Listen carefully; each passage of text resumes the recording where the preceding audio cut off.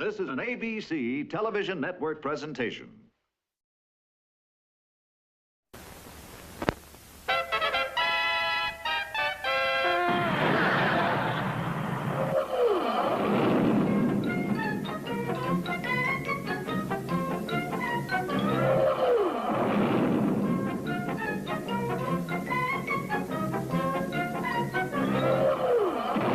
Time now for Rocky and his friends. Starring that Jet A. Jerry O'Lace, Rocket J. Squirrel, and his pal, Bullwinkle the Moose. Hi, glad to see you again. Likewise! We got some great things on the show today. Like what? Like what? Well, you ought to know, Bullwinkle. You're in some of them. Well, let's get started! Our program is brought to you by Tootsie Rolls, my favorite candy.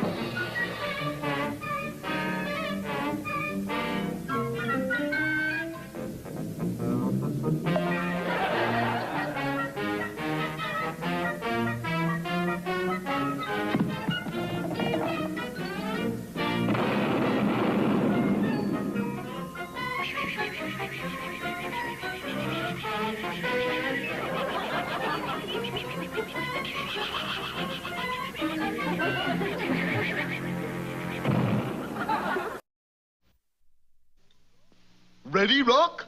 You sure you know how to work that thing? No. Anyways, here's what it was supposed to look like.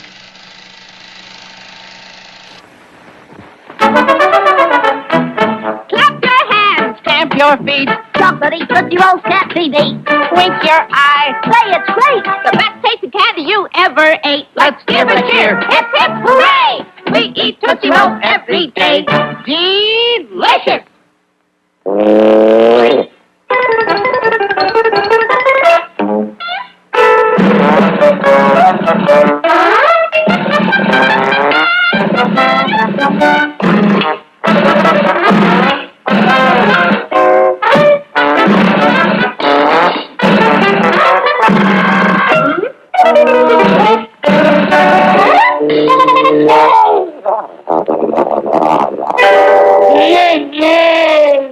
That means Tootsie Rolls taste just great. Buy 'em wherever candy is sold. Tootsie Rolls! Delicious!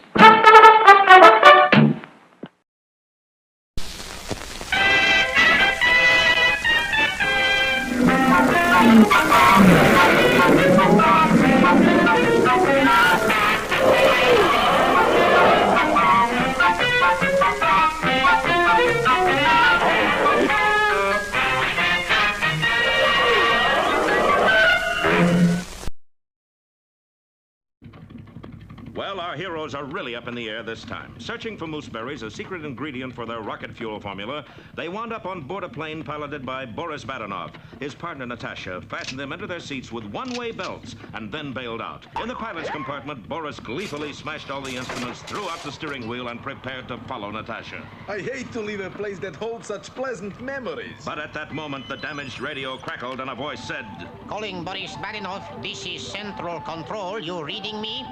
Yes, fearless leader. Plans are changed. Moose must finish finding formula.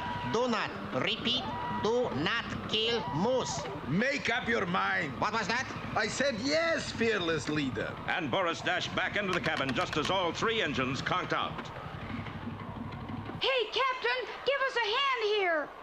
Well, something seems to be the trouble. Get us out of these belts. They're stuck. Of course. How come the engine stopped? Oh, because we're going to land. Well, how come we're landing? Because the engine stopped, you nice little chap. We better jump for it. Right, Rocky, let's go! Wait! No, Bullwinkle, I can glide down, but you need a parachute. I knew I was forgetting something. Moose has got to be saved.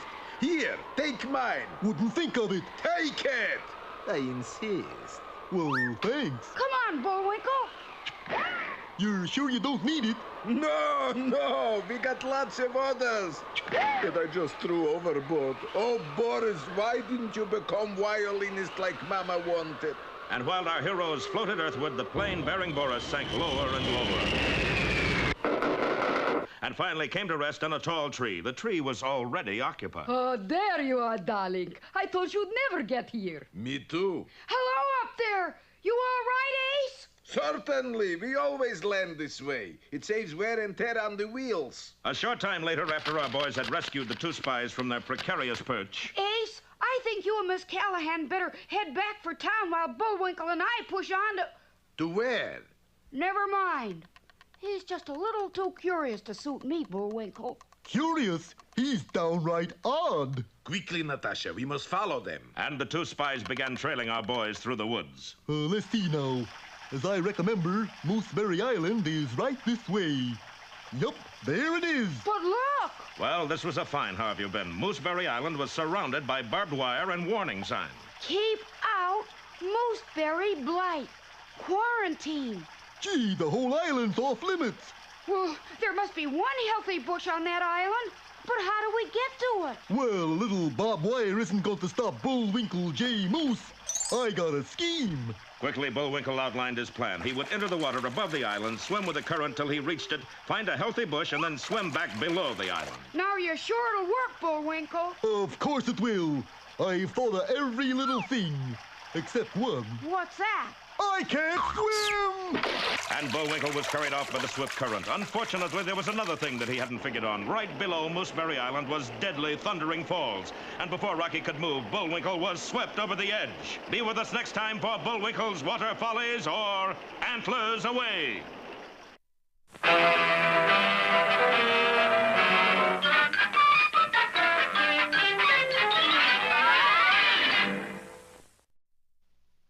That's a pretty strange-looking painting, Bullwinkle. I just paint what I see. Well, what do you see? This is what I see.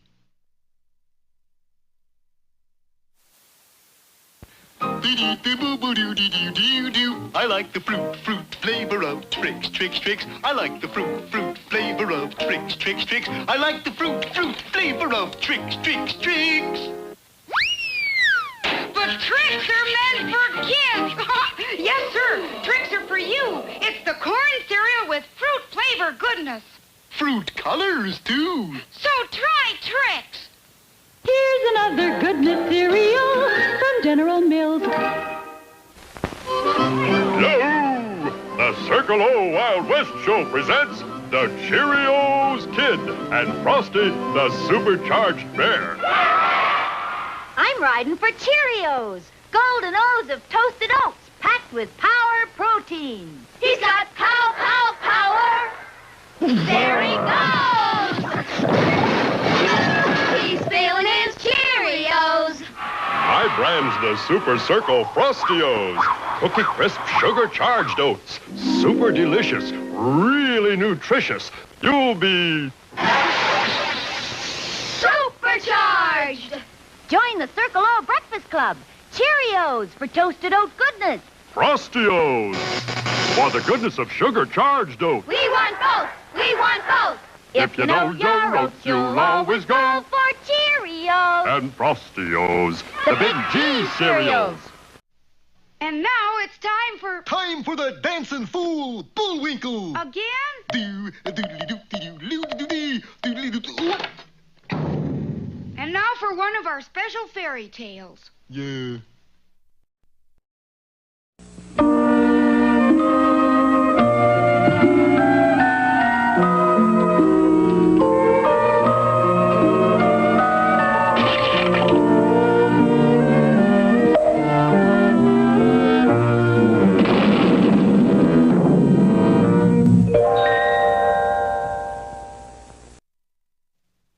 Once upon a time, there was a miller's daughter named Gladys who would spin straw all day long and sit up nights thinking of how she would like to be famous. Night after night, she would think of all the things she wanted to be. But as for figuring out a way to be them, Gladys was at a loss. Oh, to be famous. Just then, a strange little man appeared before her. Little lady, I can make you famous overnight. Who are you? I am what is known as a PR man. PR man? Public relations, my dear. Public relations. It is my business to glamorize the unglamorous. In my hands, the pedestrian becomes splendorous, the prosaic resplendent. What do you do, baby? Oh, I spin straw. That's it. You spin straw. So? Don't interrupt. It's coming. What? The idea. The spark. I got it. You spin straw into gold. Yeah, but I can't spin Doesn't straw. matter. I'll do the thinking. Now I'll just contact the trades. But wait. Just leave it to me, please. And so it happened that overnight Gladys did become famous. Of course, nobody had ever seen the gold, but through the PR man's magic, and since it had appeared in all the papers, the people believed it. All of them, everyone. Even the king. Gold out of straw? Bring that girl here! And so Gladys appeared before the king. I understand you spin. Not only do I spin, but I am the best spinner in your entire kingdom. I am so good. That you spin straw into gold, right? Well, I'm going to put you into a room full of my very best straw and have you spin me a room full of your very best gold. But... Of course, if you can't, you'll be locked forever in my darkest dungeon. Oh. Not so fast, king boy. Release that girl. My client is not giving gold away, you know. However, she will spin for you one room full of gold on one condition. That if she does, she automatically becomes your wife and therefore the queen. Well... give me the pen already. I'll sign. Gladys signed too. And the king left her to her task. Well, now what? Have I ever let you down, baby? Watch. And true to his word, the little man spun a room full of gold. Why, that's amazing. I know. Now look, dear, our business ends right here. You are now rich and famous, so until your firstborn comes into the world, I bid you adieu. My firstborn? Just read the contract, my dear, the fine print right there. So, Gladys read the fine print, and there it said in black and white that her firstborn child must go to the little man. Well, about a year afterwards, a beautiful child was born to the king and queen. Hello again. I have come for the child, according to the contract.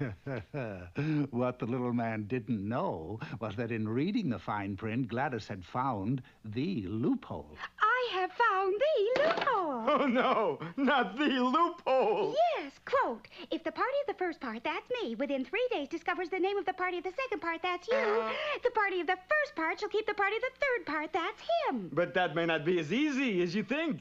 Go ahead, lay a name on me. So Gladys laid a name on him. Tom. It was the wrong one. Harry. Alfred. Dick. Bill. Lowry. Sam. She spent all that day thinking of all the names she could, but none of them were right. Oscar. No. Edward. Roger. Leon. Charlie. Theodore. And the second day went as did the first, and as it ended... Louis. Like, Gladys was in despair. Oh. Just then there was a knock. Come in. And the door swung open to reveal a very round man dressed as a town crier. Like, you don't know me, ma'am, but I've got to hip you to some news.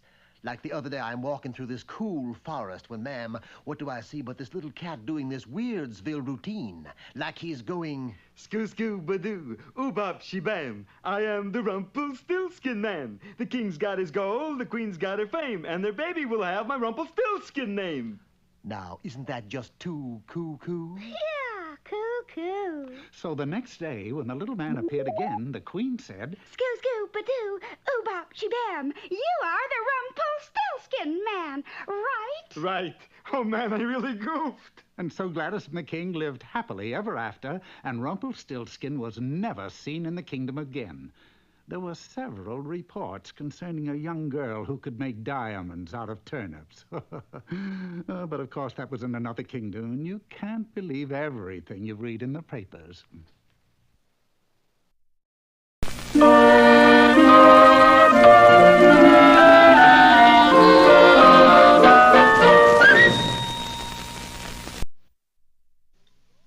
Ready, Rock? You sure you know how to work that thing? No. Anyways, here's what it was supposed to look like.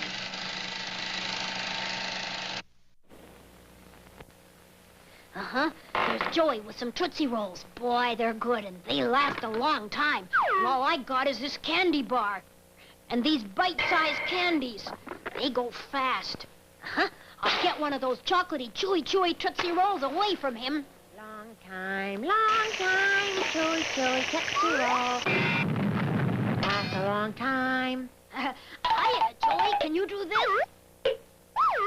Hey, look, I'm a jet plane. Joey, can I please have a piece of Tootsie Roll?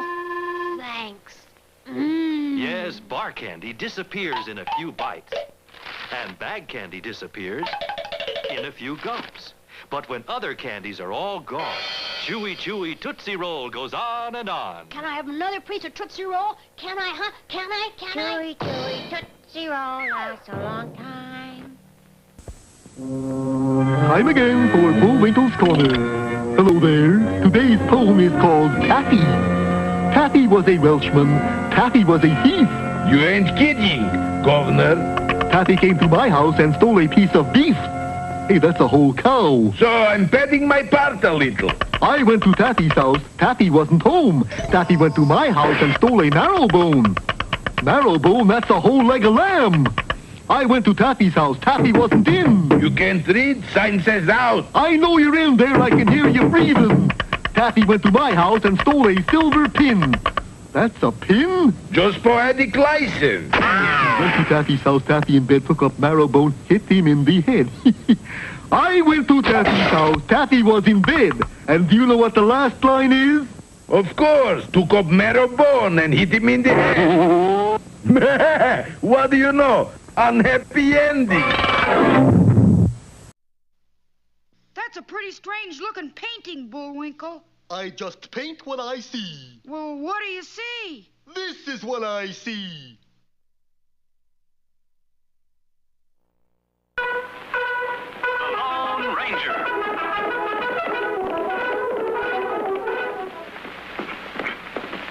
Three generations of young people have thrilled to the daring exploits of this masked rider and his Indian partner, Tonto. War signals, Kimasabi. Ben's moving on. We better stay as close to them as possible. Come on.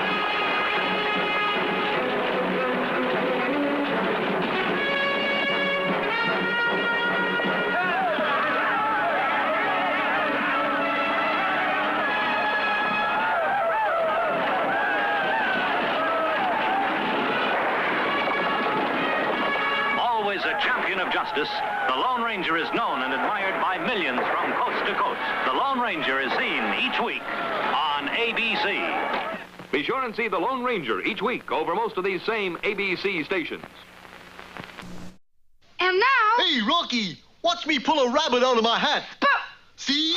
Nothing up my sleeve. Presto! Wrong hat. And now it's time to meet Mr. Peabody.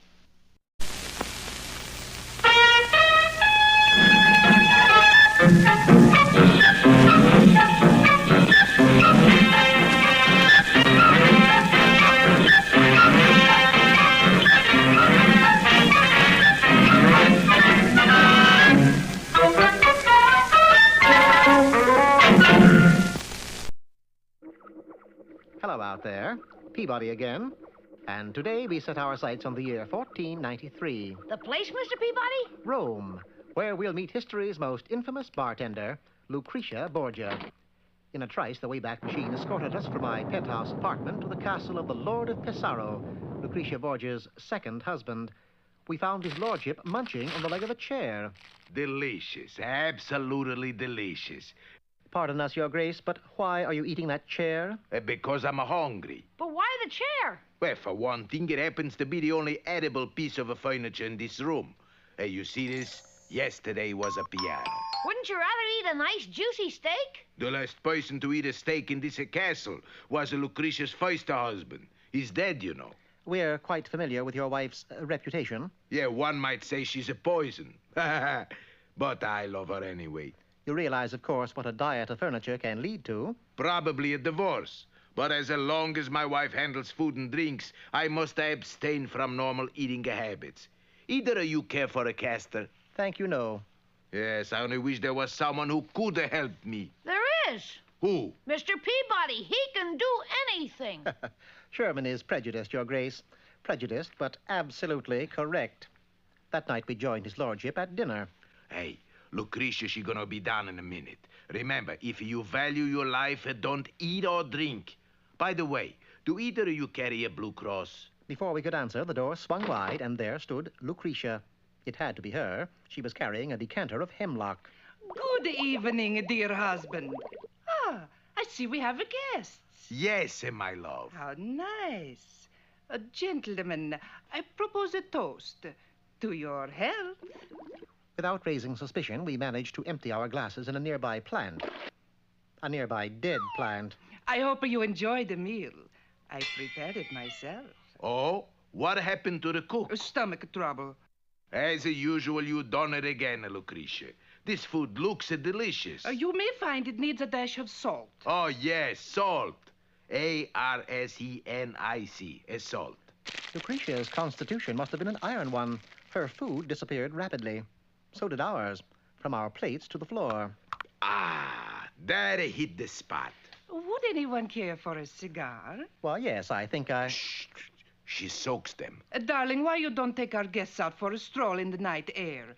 It might help you to clear up your headaches. I don't got a headache. And not yet, you don't. Atop a parapet, we discussed the recent ordeal. You see? Hemlock, arsenic, that food was loaded. If I were you, your lordship, I'd leave her. I can't. I love her too much. Besides, this poison thing is just a hobby. I have an idea. One that will allow you to eat and drink quite freely. We adjourned to the castle basement where Lucretia had her own chemistry lab. Look around you. The greatest collection of poisons in the entire world. With Sherman and his lordship assisting, we collected samples. Finally, I began my experiment. 2 drops of wood alcohol, a dash of belladonna, Paris green for color. There we are, done. It looks delicious. What is it? This glass contains a minute amount of every poison known to man. And to Lucretia? And to Lucretia. By drinking this, you will build up a lifetime immunity. No matter what poison your wife administers, your system will have become adjusted to it. All right. Here's looking at you, I hope. Congratulations, your lordship. You are now immune to poison. From that moment on, his married life changed to one of complete rapture. You cooking something, my dear? Yes, my love. A cake for your birthday. Not enough strychnine. You know I like my strychnine. Oh, sorry, my pet. I keep forgetting. Well, Sherman, I think our visit has ended. There's just one thing, Mr. Peabody. And that is? The servants around here. They're not immune to Lucretia's poison. True, but if you'll notice, they go about the castle wearing a plaster patch over their mouths. That way they don't eat, drink, or speak. In fact, Sherman, this may surprise you, but that's how the silent butler came to be.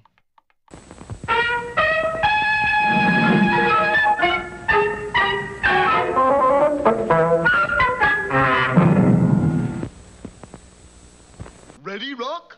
You sure you know how to work that thing? No. Anyways, here's what it was supposed to look like. Hey, kids, it's the Tootsie Roll Square Dance. Swing your partner and start to prance. All join in the Tootsie Roll dance. Your favorite treat is in that bowl, so grab yourself a Tootsie Roll.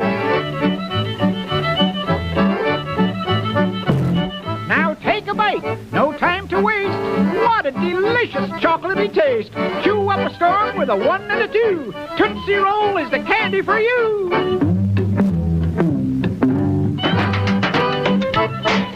Tastes so good that you'll want more. So hurry on down to your favorite store. Buy the handy pack of 2 junior-sized Tootsie Rolls just for you. And look here, there's a game of puzzle on the back, and they're fun to do. Best tasting candy, you'll agree. Buy heck buy Tootsie Rolls, yes sirree!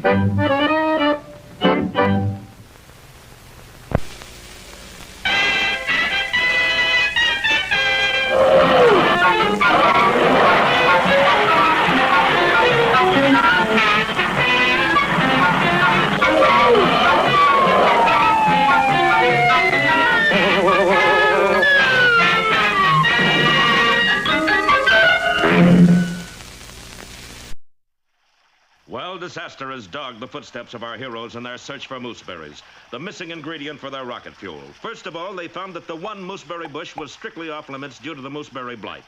And then finally, Bullwinkle's clever plan to make a swimming raid on the island went slightly awry when he neglected just one little detail.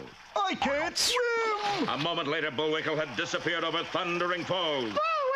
As Rocky raced toward the falls, those sly spies, Boris and Natasha, watched from a distance. Is Moose kaput, darling? No. Look there. He's caught in bush. Not for long. Do we try to save him or let him go? Which was last orders from headquarters? You took message, darling. But they sent so many. Quickly, get me central control.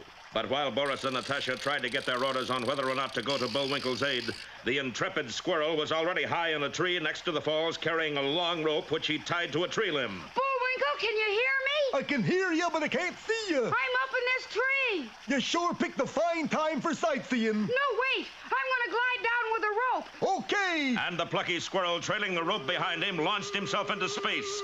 Down he zoomed across the face of Thundering Falls and right to Bullwinkle. Nice flying, Rock. But at that instant, the bush tore loose. Hang on, Bullwinkle! And with great exertion of mighty moose muscle, Bullwinkle did hang on, as he, Rocky, and the bush swung back to the safety of the shore. Made it. Were you scared, Bullwinkle? Shucks, no. I was as cute as a cucumber, Rocky. Bullwinkle, I'm over here. That's the bush you're talking to. Imagine me not knowing my best friend from a mooseberry bush. Bullwinkle? Say that again. All right. No, before that. You said this was a... Just a mooseberry. Mooseberry! Bullwinkle, you did it! You found the last available mooseberry bush in the country. Just my keen eyeballs, I guess. Meanwhile, the two spies had just contacted their superiors overseas. I tell you, I sent whole tank full of rocket fuel by submarine to main seaport. Well, now it's missing. The tank or the rocket fuel? The seaport. Oh, so now I kill moose, right? No, you idiot. Get the formula and return home. We got special reception planned for you. Okay, over and out. Now we gotta get this bush back to Washington, Bullwinkle. Yeah, before it catches the mooseberry blight. But at last we got the secret ingredient. Secret ingredient? Come on, Rocky, let's start hiking. Hold on there, gentlemen. Who are you? Special Agent, FPI. You mean FBI? No, FPI, Federal Plant Inspector. You got any peaches, pears, pineapples, passion fruit, papayas, or mooseberries? Well, it just so happens. Aha, a mooseberry bush. And, it's crawling with mooseberry blight. It is? This plant must be sprayed right away, quick. Now, wait a minute, you can't... There's no charge. Oh, that's all right, then. So the inspector sprayed and sprayed until not a thing could be seen. And when the cloud cleared away, both the bush and the inspector were gone. Boy, that's what I call a powerful spray. Well, what has happened to our mooseberry bush? And does this mean failure to our friends? Heck no! We're the heroes. Don't miss our next episode, The Inspector Detectors, or A Kick in the Plants.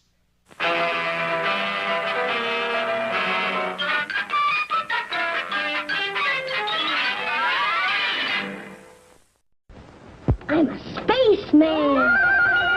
The moon and sun and all the stars are great big Tootsie Roll Pops. I'm a princess. Yes, my lord, it's a party tonight. We'll have Tootsie Roll Pops. All of the kids in the neighborhood say Tootsie Roll Pops are triple good. Triple good. And do you know why? Sure. Because 1, there's good-tasting hard candy outside. And 2, there's a delicious center of Tootsie Roll inside. And 3, only Tootsie Roll Pops are such fun to eat. That's why they're triple good. And don't forget, Tootsie Roll Pops come in a party pack, too. 10 pops in assorted flavors. There's a game on the back that's lots of fun to do. All of the kids in the neighborhood say Tootsie Roll Pops are triple good. Triple good. You'll love Tootsie Roll Pops. The American Broadcasting Company and its affiliated stations throughout the United States and North America.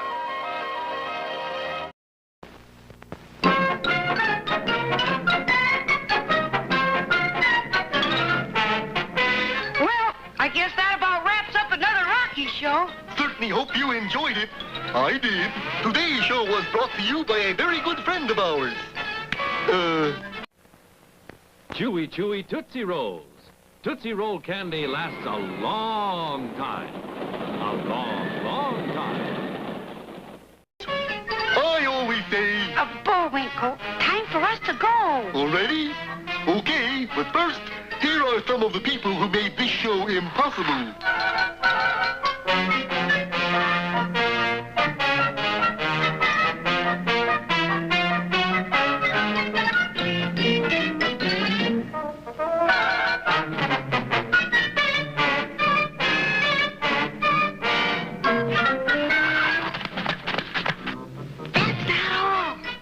Get tired.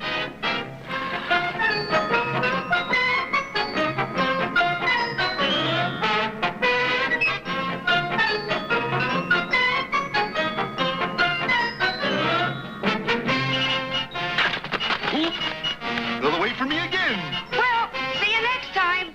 Ready, Bullwinkle? Aye! Oops.